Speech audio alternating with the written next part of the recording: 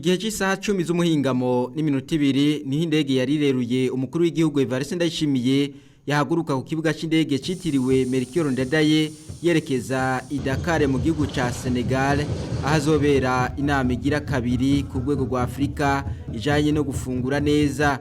Ku kibuga c'indege Melchior Ndadaye imbere yuko afata urwo rugendo umukuru w'igihugu Evariste Ndayishimiye akaba yatanguye umugigwa wo kugenzura ingabo.